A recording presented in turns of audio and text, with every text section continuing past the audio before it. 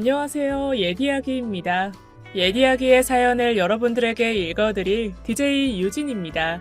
구독과 좋아요는 채널 운영에 큰 힘이 됩니다. 꼭 부탁드리며 저는 여러분들의 댓글도 모두 읽고 있습니다. 댓글도 많은 참여 부탁드릴게요. 그럼 오늘의 사연 시작합니다. 부끄러운 이야기지만 저의 이야기를 시작해 보려고 합니다. 돈 주고도 사는 게 경험이라는 말을 저는 참 좋아해요. 저는 첫 번째 결혼을 실패했어요.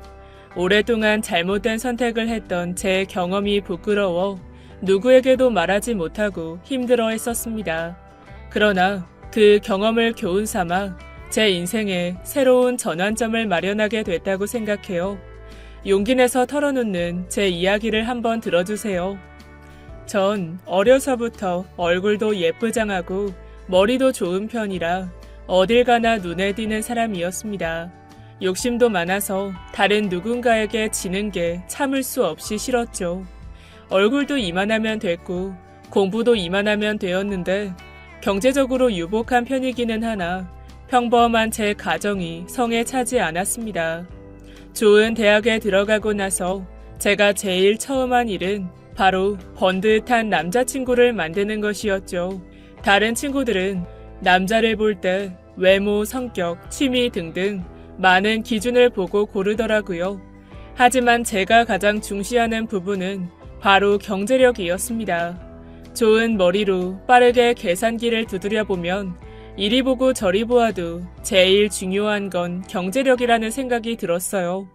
좋은 대학을 나와 좋은 성적으로 졸업하면 제가 할 수 있는 게 뭐가 있겠어요?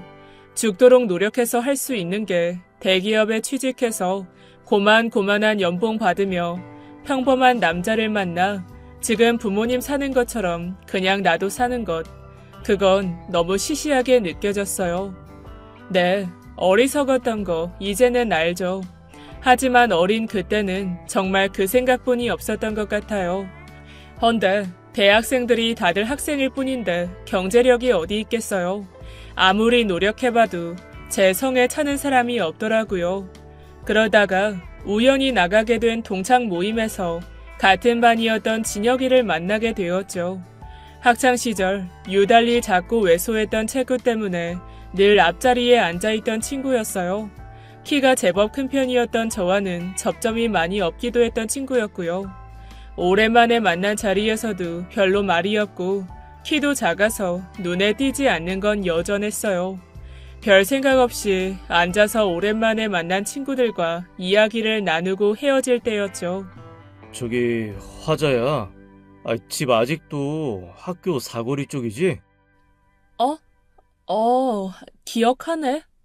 같은 방향인데 내가 데려다 줄게. 택시 같이 타자고? 아니, 나 차 가지고 왔어. 술도 안 마셨거든. 별 생각 없이 고개를 끄덕이는 저를 진혁이는 제 또래 학생들에게 보기 힘든 수입차가 주차된 곳으로 저를 데리고 갔어요. 그제야 기억이 떠올랐죠. 진혁이네 집에서 학교에 도서관을 짓는 돈을 상당히 많이 기부했던 일이나 진혁이 어머니께서 육성회 회장을 맡으신 후 컴퓨터실에 새 컴퓨터를 구비해 주셨던 일 등등이요. 멀리서 찾을 필요도 없었어요. 이렇게 가까운 곳에 제가 찾던 남자친구감이 있었던 거예요. 심지어 이렇게 굳이 데려다 준다고까지 하는 걸 보면 저한테 호감까지 있다는 거잖아요. 옆을 슬쩍 보니 진혁이 얼굴이 벌겋게 달아오른 게 확실한 것 같았어요.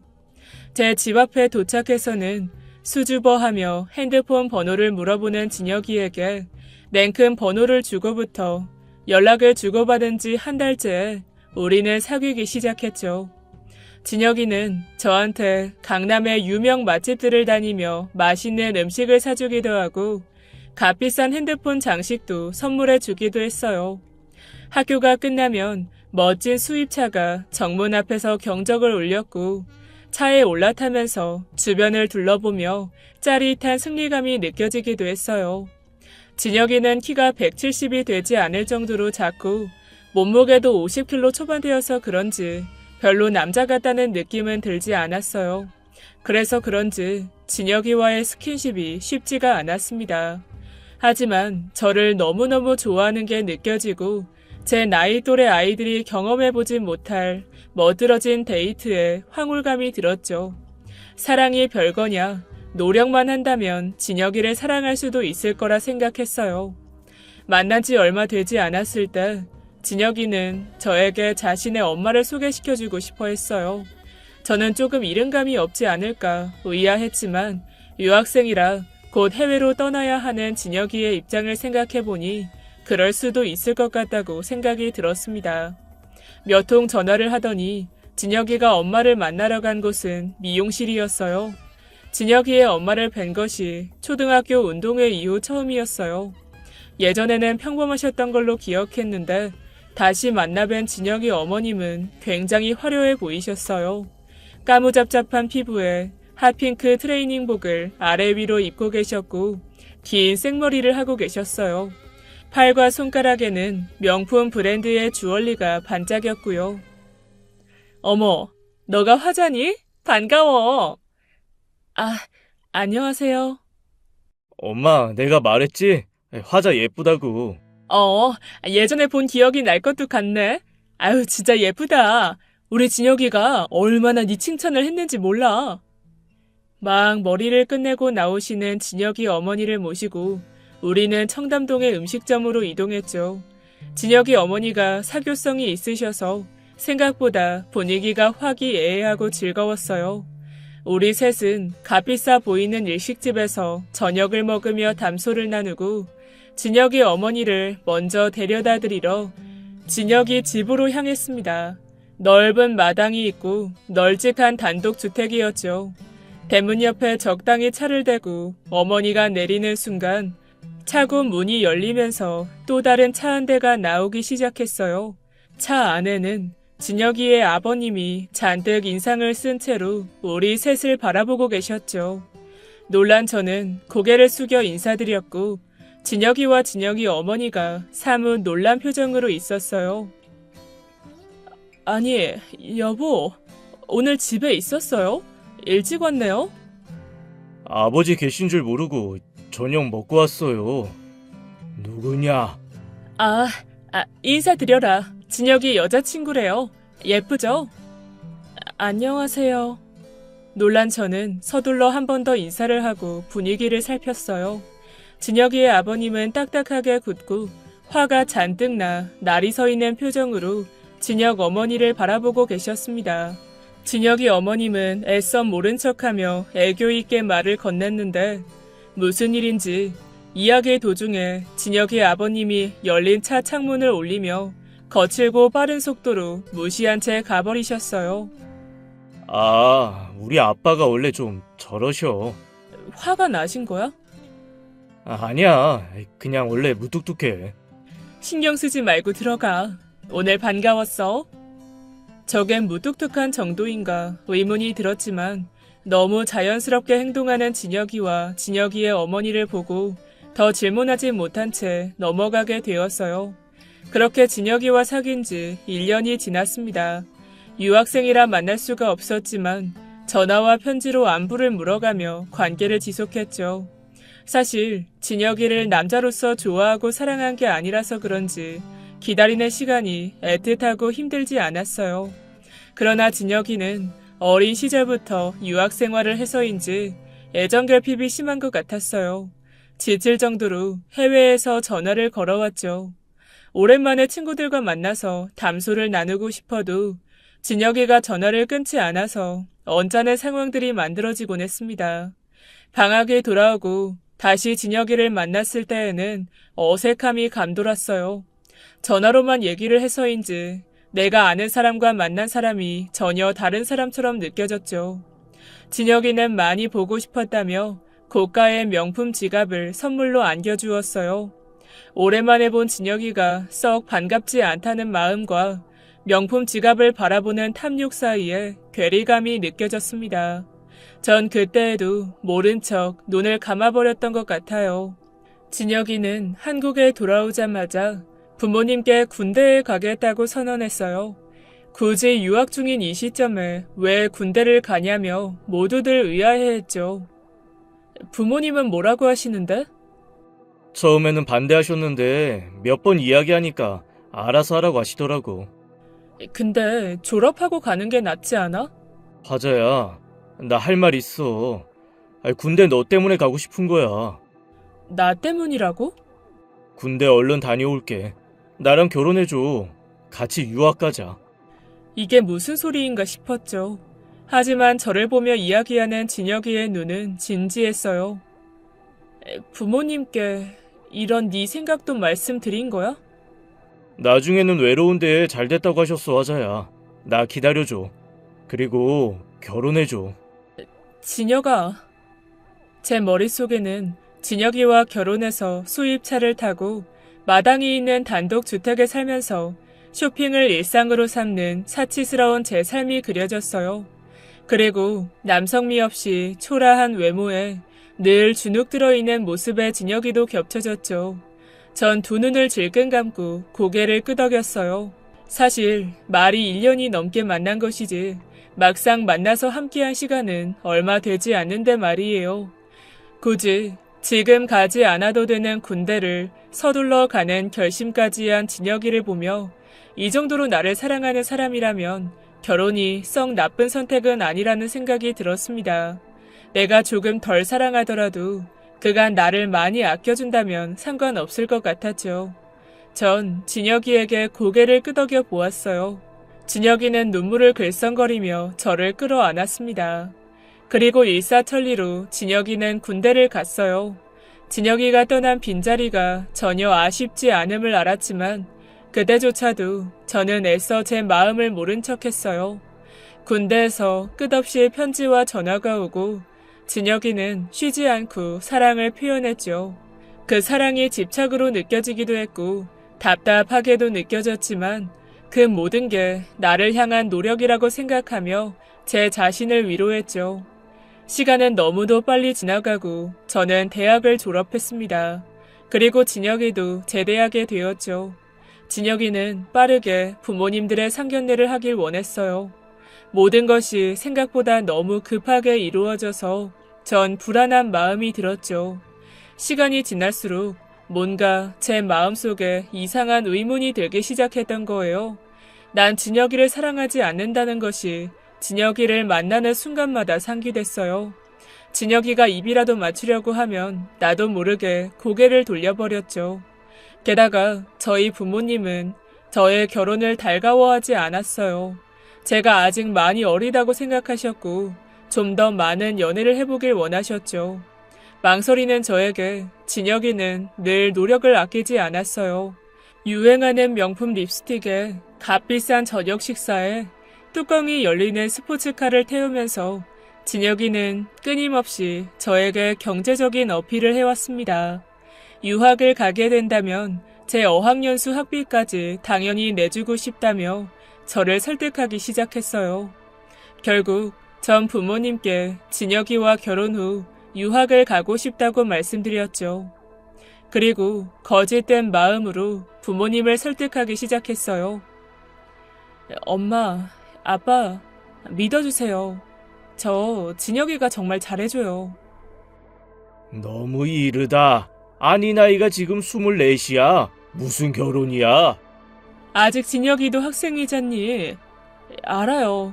하지만 진혁이 집에서 서포트 해주시기로 했어요. 화자야. 그리고 저에게 많이 잘해줘요. 저도 진혁이가 좋고요. 시간이 흐르고 다른 사람을 많이 만난다고 해도 이만큼 나한테 잘해주는 사람이 없을 것 같아요. 경제적인 부분도 그 집에서 다 책임지실 거니까 진혁이가 학생인 건 크게 문제되지 않을 거예요. 엄마, 아빠 허락해 주세요. 저 결혼하고 싶어요. 전 부모님을 설득하면서 진혁이가 프로포즈하며 손가락에 끼워준 명품 반지를 만지작거렸어요.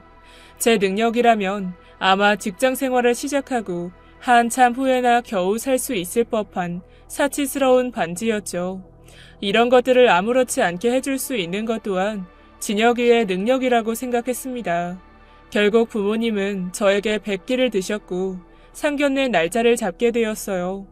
상견례는 진혁이 부모님 뜻에 따라 고급 호텔의 다이닝 룸에서 진행되었죠. 평소 크게 사치를 즐기지 않으셨던 저희 부모님은 단정한 옷차림으로 상견례 장으로 향하셨고요. 호텔 식당에는 진혁이 부모님이 먼저 와 계셨어요. 잔뜩 화려하게 치장을 한 진혁이 어머니가 웃으며 반겨주셨고 여전히 무뚝뚝한 표정의 진혁이 아버님이 어색하게 인사를 하셨습니다. 다행히 별다른 어색함 없이 평범한 식사 시간이 이어졌어요. 아니, 애들이 인연이긴 인연인가 봐요. 초등학교 동창이 결혼까지 하다니요. 그러게요. 헌데 애들 결혼 이야기가 나오기에 조금 이른감이 없지 않나 걱정이 돼서. 에이, 요즘 시대에 굳이 집에 능력 있으면 결혼 늦게 할 필요가 있나요? 좋아하는 처녀 총각끼리 동거도 서슴지 않는 시대인데요. 화자처럼 참한 며느리라면 전 걱정 없을 것 같네요. 감사합니다. 저는 저희 아들이 얼른 결혼해서 그냥저냥 둘이 의지해서 안이롭게 살았으면 좋겠어요. 제 짐도 한껏 덜 것 같고요. 결혼은 그냥 간단하고 소박하게 진행하시죠. 식사 자리에서 대략적인 결혼 시기가 오가고 추후 자세한 장소와 세부 사항들을 어머니들끼리 따로 논의하기로 이야기가 마무리되었어요. 평화로웠던 상견례 때와는 다르게 그 이후의 상황은 매우 불편하고 껄끄럽게 돌아갔어요.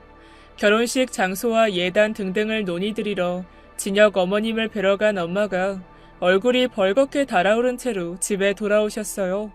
엄마의 상기된 표정에 놀라서 무슨 일이 있었냐고 묻자 어머니 입에서 나온 대답은 상식 밖의 이야기였죠.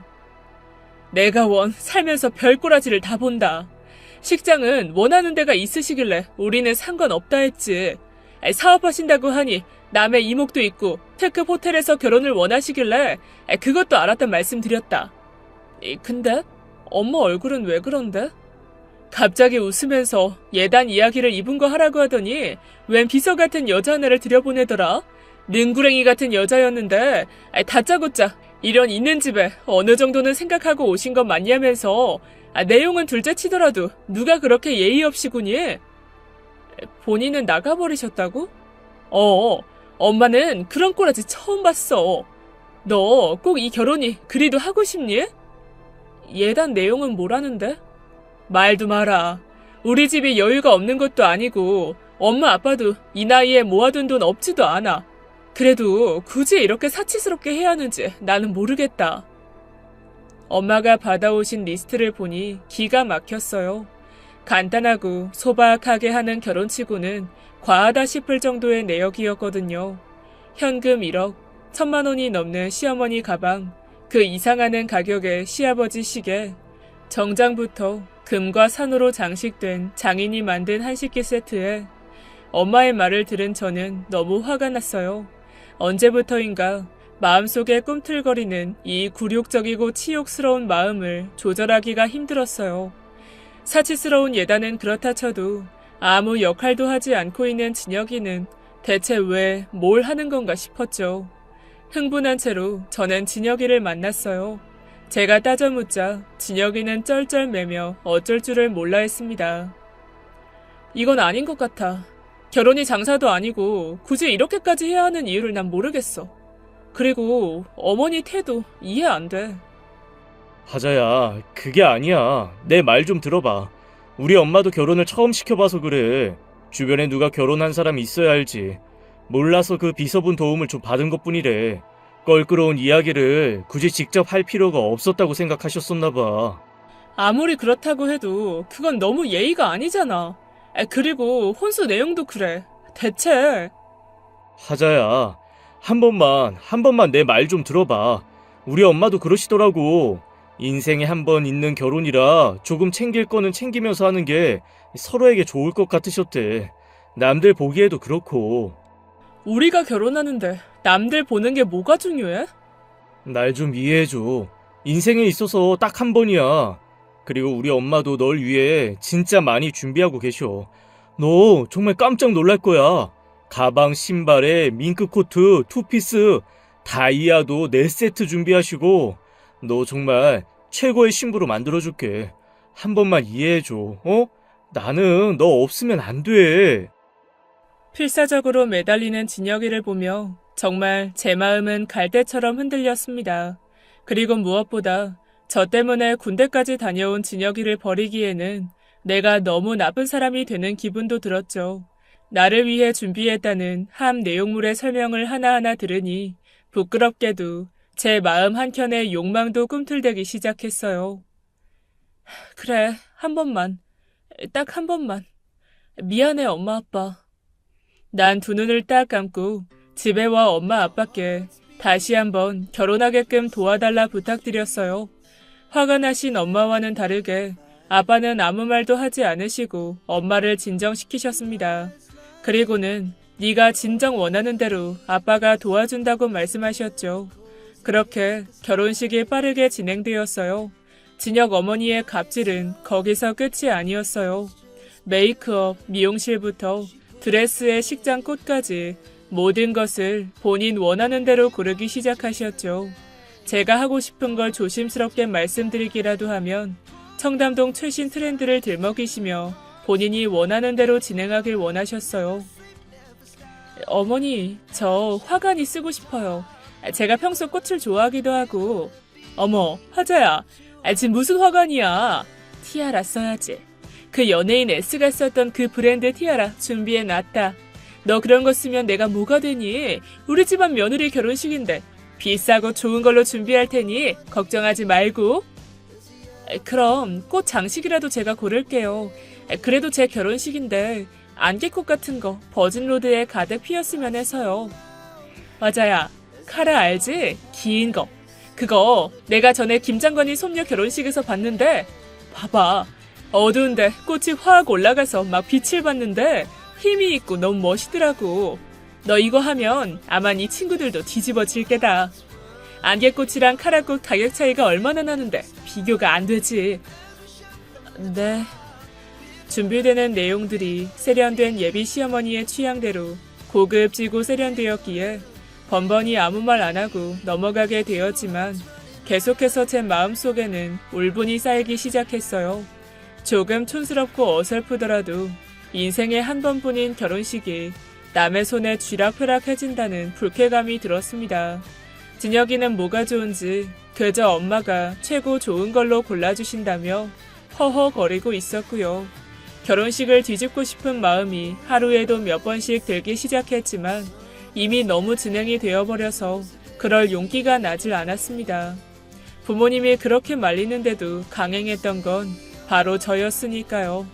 그렇게 저는 남들이 부러워할 만한 물방울 다이아를 약지에 끼고 어마어마하게 사치스러운 함을 받으며 뻑적지근한 호텔 예식장에서 결혼식을 올렸어요. 사정을 모르는 지인들은 그저 부러워하며 저를 축하해 주었죠. 하지만 제 마음은 마냥 기쁘지가 않았습니다. 엄지 손톱만한 다이아 반지를 내려다보며 그래, 난 잘한 거야 라며 자기 합리화를 하기 급급했어요. 전 진혁이를 따라 유학을 가려고 했었기에 외국에 나가기 전까지는 시댁의 2층에서 생활하기로 했습니다. 결혼 전 껄끄러움과는 다르게 쿨내나고 세련된 시어머니는 제게 터치하는 부분이 하나도 없었어요. 다행이었죠. 시어머니는 아침에 한껏 꾸미시고 바쁘게 집을 나섰다가 늦은 저녁이 돼서야 들어오셨어요. 무뚝뚝한 시아버지는 늘 불만스러운 표정으로 말이 없으셨고요. 진혁이는 그 집에서 특별히 존재감이 없었어요. 하나뿐인 아들이라고 챙겨주는 것도 사랑해주는 것도 대화조차 없는 관계였죠. 다만 가끔씩 시부모님께서는 진혁이의 학비를 거들먹거리시며 부모에게 감사하라고 강요했어요. 중학교 때부터 너한테 들어간 돈이 1년에 억이 넘는다고 이런 부모 밑에서 태어난 걸 감사하게 생각하라고요. 그런 말이 나올 때면 시어머니는 저를 바라보시며 묘한 웃음을 지으시곤 했어요. 화자 너는 진짜 복도 많다. 이런 부잣집에 시집 오고 똑똑하다고 해야 되나? 네. 어느 순간부터는 이해되지 않는 부분은 포기해버렸던 것 같아요. 조금만 참으면 유학을 갈 거고 더 이상 이 이상한 생활이 계속되는 건 아니니까요. 유학이 끝난 후에야 같이 살 일도 없을 거고요. 그러던 어느 날 답답했던 제게 오랜만에 약속이 잡혔어요. 동창 친구들을 만나서 결혼 생활 이야기도 하고 수다도 떨고 즐거운 시간을 보내기로 했던 거예요. 오랜만에 친구들을 만나자 너무 반갑고 신이 나서 눈물이 날 것 같았습니다. 친구들은 부잣집에 시집을 가더니 때깔이 달라졌다며 저를 치켜 세우더니 노래방 정도는 사모님이 쏴달라며 조르기 시작했어요. 야, 오늘 내가 청담동 노래방 쏜다. 가자. 흥이 난 친구들과 신나게 노래를 부르며 춤도 췄죠. 한동안 힘들었던 스트레스가 확 날아가는 느낌이었습니다. 노래를 많이 불러 물을 많이 먹어서인지 화장실이 가고 싶어졌어요. 복도 끝에 있는 화장실을 꺾어 돌기 직전 저는 까무러치듯 서둘러 왔던 방향으로 몸을 틀었어요. 내가 지금 뭘 보고 있는 건가 싶었죠. 화장실 앞에서는 시어머니가 웬 남자와 입을 맞추고 계셨어요. 잘못 본 거겠지? 설마. 대체 무슨 상황인가 가늠이 되질 않아 다시 한번 고개를 돌려 바라보니 시어머니가 확실했어요. 시어머니는 그 남자와의 입맞춤에 정신이 팔렸는지 술에 취한 건지 제가 쳐다보고 있는 것조차 의식하지 못하고 계신 상태였습니다. 전 너무 혼란스럽고 당황스러워서 노래방 자리를 파하고 서둘러 집에 돌아왔죠. 그러나 오늘 본 사실을 차마 진혁이에게 혹은 친정집에도 이야기할 수가 없었습니다. 머릿속이 온통 혼란스러웠어요. 술 취한 시어머니는 12시가 넘어서야 집에 돌아오셨고 아래층에서는 화가 나신 시아버지와 시어머니의 말다툼 소리가 들려왔습니다. 전 터질 것 같은 심장을 부여잡고 뜬 눈으로 밤을 지샜죠. 그 일이 있은 지 일주일 정도 후부터 시어머니가 집에 들어오지 않기 시작했어요. 전 불길한 예감에 휩싸였죠. 집에 들어오지 않는 시어머니는 연락조차 되질 않고 어디서 뭘 하는지 감조차 잡히지 않았습니다. 아버님은 그날부터 매일 밤 술을 드시기 시작했고요. 자고 일어나면 거실에 술병이 한가득 굴러다니고 아침부터 술에 취한 시아버지가 함께 그 병들과 뒹굴고 계셨죠. 도우미 아주머니는 버티다 못해 알아서 하라며 도망가셨고 아침마다 제가 그 뒤처리를 해야만 했어요. 진혁아, 그게 무슨 말이야? 미안해. 근데 어쩔 수가 없어. 아니, 이 와중에 학교를 들어가야 된다고? 내가 이번에 군대도 제대했고 더 이상 학교를 미루면 졸업이 힘들지도 몰라. 미안해. 하지만 지금 가장 슬픈 건 사실 나야. 나 좀 이해해줘, 화자야. 이게 대체... 나도 어떻게 해야 할지 모르겠어. 하지만 지금 영국을 들어가야 돼. 진혁이는 도망치듯 나 몰라라 저만 남겨둔 채 영국으로 떠나버렸어요. 이유는 분명히 있었지만 지금 제가 진정 도움이 필요한 순간에 결국 곁에 있어주진 못한 거였습니다. 하루는 술 취한 시아버지를 안아 일으키는 중 등 뒤가 따뜻해서 보니 제게 기댄 채로 구토를 하신 적도 있었고 술주정을 부리시다가 주먹에 눈가를 맞아 멍이 든 날도 있었어요. 오후쯤 되어 술이 깨신 시아버지가 제게 한 다발의 사진을 던져주셨습니다. 이것 봐라. 이게... 사람 시켰다. 너희 시엄마가 만나는 작자야. 사진 속의 남자는 제가 노래방에서 본 남자와는 다르게 생긴 남자였어요. 그 남자보다 어리고 더 키가 컸습니다. 이 새끼랑 눈 맞아서 나간 거야. 찾아야 돼. 아버님... 정신 나간 여편네. 집구석에 늦게 다닐 때부터 알아봤어야 했는데 아이 감히 내 돈으로 바람을 펴. 새아가 아이 나 좀 따라오거라. 시아버지는 그날부터 저를 싣고 청담동 구석구석을 누비며 시어머니를 찾아다니기 시작했어요. 헬스클럽에 내려주시면 저는 들어가서 시어머니가 있는지 찾아보고 오피스텔에 내려주시면 그 집 문 앞에서 벨을 누르고 문을 두드렸죠. 한 번은 어머니가 즐겨 가시던 미용실에 저를 내려주신 적이 있었어요. 아버님이 시키시는 대로 안쪽에 어머니가 있나 없나 찾았죠. 그때 미용실 원장님이 나와서 아는 척을 했어요. 어머니가 단골이기도 하고 제가 결혼식 때 헤어와 메이크업을 위해 왔던 곳이라 금세 저를 알아보신 거예요. 어머, 여기 왜 왔어요? 머리하러 왔어요? 그게 아니라 저희 어머니 찾으러 왔어요. 어머니? 세상에, 아직도 안 들어갔어요? 알고 계셨어요? 내가 뭐라 말할 건 아니고, 제발 말해주세요. 저 지금 진짜 미칠 것 같아요. 그게, 모르겠다. 화자씨 시어머니 보통 사람은 아니니까 이걸 뭐라고 위로해줘야 되나? 아무튼 시어머니 너무 애써서 찾지 마요. 화자씨가 찾는다고 들어갈 사람도 아니고 때가 되면 들어갈 거야. 얼굴이 수척하네. 가서 잘 먹고 잘 자요. 조심히 들어가요. 어머니의 행태를 이미 알고 있었다는 듯 미용실 원장님은 안쓰러운 눈빛으로 저를 토닥이셨어요. 전 너무나 비참했죠. 정신 나간 시어머니 하나 때문에 내가 지금 무슨 짓을 하고 다니는 거지? 자괴감이 들었습니다. 죽을 것 같이 사랑을 갈구하던 남편은 결정적인 순간에 나를 혼자 뒀고요. 너무 민망하고 부끄러워 친정 집에는 차마 아무 말도 하지 못하고 속이 썩어 들어갔어요. 몇 번이나 도와달라고 말하고 싶었는데 부모님 마음고생 시켜가며 억지로 한 결혼인데 이 지경이라는 사실을 도저히 말할 수가 없었어요. 얼마나 시간이 지났을까?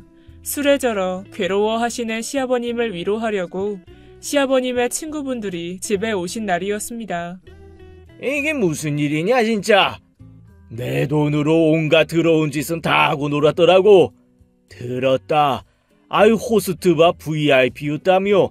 야 너는 멍청하게 마누라 단속 안 하고 뭐했냐? 이 양아치 같은 친구들이랑 어울려 다닐 때부터 아작을 냈어야 했는데. 아이 재수씨 진짜 그렇게 안 봤는데. 야 나는 흥신소 애들이 찍어온 사진 보고 놀랐다. 아이 무슨 남자가 집에서 나오질 않냐? 뭐하는 애야 대체? 그리고 사진 속의 옷들이 다 똑같여. 아이 나는 같은 날 찍은 줄 알았는데 전부 다른 날이라며. 정신 나간 여편네. 아이 어지간히 놀고 다녔다 이거지. 내가 지금 내 카드부터 끊어놨거든. 가지고 있는 돈 씨가 말라갈 텐데 연락 안 오고 백이나 보자. 대화를 듣고 있자니 저는 조금씩 머리가 맑아졌어요. 아, 내가 이런 세계에 발을 들여놓은 거구나. 정말 바보 같았다는 생각이 들었죠. 노는데 정신이 팔려 아들이고 남편이고 버리고 나간 시어머니에 그런 아내를 돈으로만 보고 복수심에 불타는 시아버지. 그리고 가장 중요한 순간에 자신의 아픔만 돌아보고 아내를 방치하는 진혁이까지 전 더 이상 이곳에 있을 필요가 없을 것 같았어요. 온갖 명품들과 사치품들로 썩어가는 속내를 가리고 겉으로는 온갖 귀족 행세를 다하는 이중적인 모습을 제 눈으로 직접 다 보게 되니 구역질이 났습니다. 일찌감치 아들 장가보내고 한 집 내려놓고 싶으셨다는 시어머니의 말뜻도 이제는 알 것 같았어요. 본인의 역할을 제게 넘겨버리고 싶으셨던 거예요. 전 조용히 말씀을 나누시는 시아버지와 친구분들에게 가서 고개를 숙였습니다. 의아한 눈으로 바라보시는 시아버지께 그동안 감사했다고 말을 남긴 뒤도 돌아보지 않고 그 집을 빠져나왔어요. 집에 들어가 겪었던 일을 모두 말하고 부모님께 무릎을 꿇었습니다. 참회의 눈물이 쏟아져 내리고 내 모습이, 내 생각이 부끄러워 고개를 들 수가 없었죠.